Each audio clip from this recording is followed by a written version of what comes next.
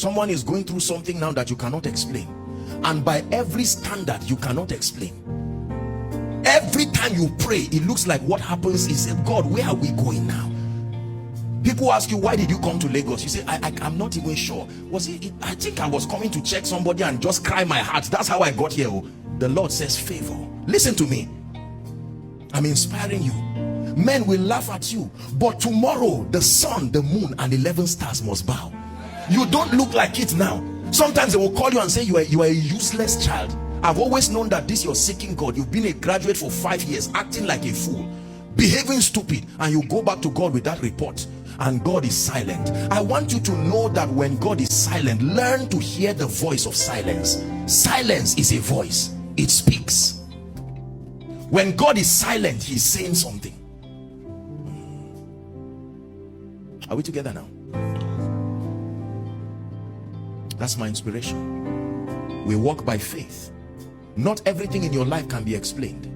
And if you allow carnal men to help you interpret your life, they will take you out of Egypt to go and meet your father, which will look like a testimony, but then you would have aborted the throne. If someone wanted to help Joseph, will he help him to meet Pharaoh? No. If someone wanted to help Joseph, he would try to smuggle him out back to Jacob, and Jacob will say, thank you, you've given me my son, but Israel will die, Jacob will die, the covenant will never work. Beware of those who love you too much to allow you get to the place of destiny. There are people who love you too much. They look at what you are going through and it looks like they love you too much. They will suggest and say, is it worth it? We can go back.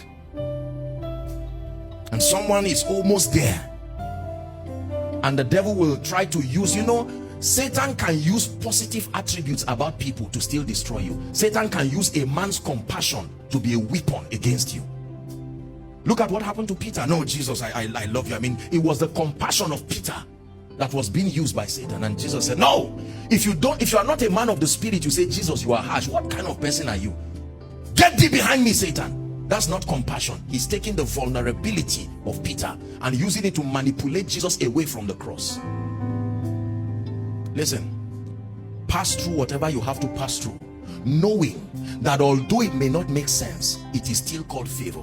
Favor is not always positive and worthy of laughter and celebration at first. There are pathways, my brothers and my sisters, that is so rare. God is passing you. You are walking your way to your Sabbath. By the time you get to that dimension, you will sit in a seat that no power can take back. The pain is a track record. There are men today, the only thing prospering them is their stories, not their new revelation. They go all around the world continually, inspiring people with a story they've been saying for many years, and you'll be wondering, are you not tired of this story? The question is, who else has that kind of story? Beware when God announces favor on you, because it always doesn't look like it. The moment he told Mary you are highly favored, it was trouble that followed her from that time. The scandal of managing an issue with a suspect that will have to be a rabbi. You can't say a ghost made me pregnant. It doesn't make sense. It's more polite to say I don't know what happened. Imagine explaining to intelligent people that a ghost made me pregnant, and I am pregnant, but I confess I'm still a virgin. The people are already angry that you are pregnant out of wedlock. You manage the situation by silence, not explaining that, no, honestly, God is my witness, I'm still a virgin. Yet God calls that favor. God calls trouble, catastrophe in your life, favor. The man who, a responsible man, a carpenter, about to get married to you, you are losing your marriage, God still calls it favor. He said you are highly favored, not just favor. Could it be that what you are going through is favor? That God is saying is a privilege, because there is monetary value in that pain you are going through. You will get to a point where only whoever has gone through that pain can stand where you stand. There are rankings in the spirit. There is a pain factor like a ladder. There are times you will stand somewhere. The condition to stand there is pain. Who has gone through that level of persecution? And you check around and find out no one within your vicinity, and God says you stay there. That is an exalted position that God brought you. He calls it favor. There are times you will share a story that people will wish they had your background so that they can receive the honor, but they are too innocent to receive that kind of honor. They can't lie that their school fees were paid by themselves. Everything just worked well for them. So your pain today, you say, Lord, what are you doing? And God says, it's my way of favoring you. I'm giving you a testimony that is so rare. Is God speaking to someone? I just want to inspire you, and then we'll share the grace and then come back in the evening. It's true. You must learn to interpret the happenings in your life from the lens of the Spirit. Remember the conference, these are matters of the Spirit. So as a man of God, you get up with a lot of zeal to start a church, and you find out that they drive you away and say, no, Mr. Man, you are not starting that church. And he said, Lord, I thought you anointed me. And he says, that's favor. You keep watching. Because it is because of that one testimony that many people will invite you, not even because of your anointing. When they hear the pain you have got, your pain qualifies you to speak to kings. Not everything that looks negative is demonic. We have to be men of the Spirit to discern. Joseph is in the pit and God calls it progress. How do you explain being in a dry well as progress? And the brothers sell him. The Ishmaelites, sons of perdition, take a child of promise off to Egypt. Any other person would not take him to Egypt. Egypt was his place of destiny, and he got there. Joseph did not know that that pain was the preservation of a nation. Even the Messiah was in the loins of that pain.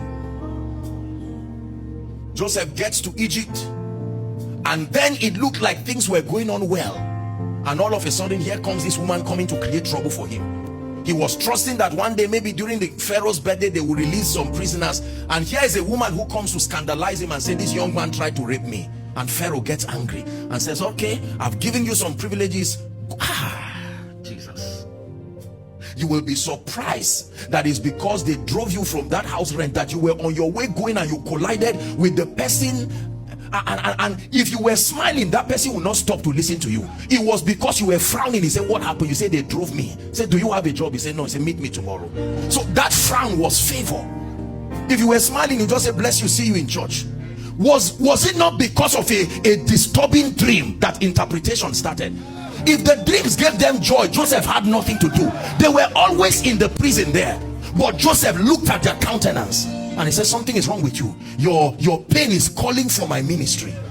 And he said, tell me. They said, we had a dream, a nasty dream. And he begins to laugh, and destiny is colliding. Yet Joseph just knows, man, look, I'm sure Joseph will tell them, let me interpret and tell you my own predicament here. I saw the sun, the moon, 11 stars bowing, and you would think it will happen by Jacob, I mean carrying Joseph one day and saying, everybody, here is a destiny child. No, the path to favor and the path to greatness is seldom done in a way. Listen, and God conceals it like this so that Satan himself will not know. I will teach you in the night. This strategy is what is called the hidden wisdom of God, that not even the princes would know.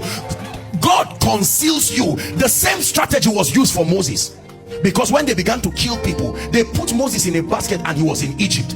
If he was known, Satan will make sure. How can you be in the center of witchcraft and yet not known? The mystery called the hidden wisdom of God. The Bible said it was kept for our glory. That's how we find glory. So when that dimension of hidden wisdom comes, even you can't explain what is happening in your life. That's why we walk by faith. If everything about your life can be explained, it's a sign that God is not with you. There will be many gaps. Let me tell you the truth. It's true. A time must come when they say, what exactly is happening to you? And you say, honestly, if I know all, I'm lying. All I know is I love God. All I know is the dreams and the visions I see. All I know is that I go to bed and I see myself laying hands on people. All I know is that I see myself heading a conglomerate. It's so big I'm ashamed to say it. Watch this. The hidden wisdom of God is doing something in your life. You may not know it. I'm inspiring you. It may not look like it, but something is happening to you. You are highly favored, and a scandal comes to you, and that scandal begins to push you to do certain things. One day, the sun, moon, 11 stars will bow to you, and here is the young man in a cave, a dungeon, the Bible says. Then he sees the wine presser and the buckler and interprets his dream. And then it happens that way. And he said, do you know that whether Joseph did not prophesy, so whether he interpreted the dream or not, it would have happened anyway. But it would have happened and Joseph would not be remembered. The privilege of interpretation was what connected him to what was going to happen. And the man forgot him, and after 2 years God said, it's now time for that prophecy to come to pass.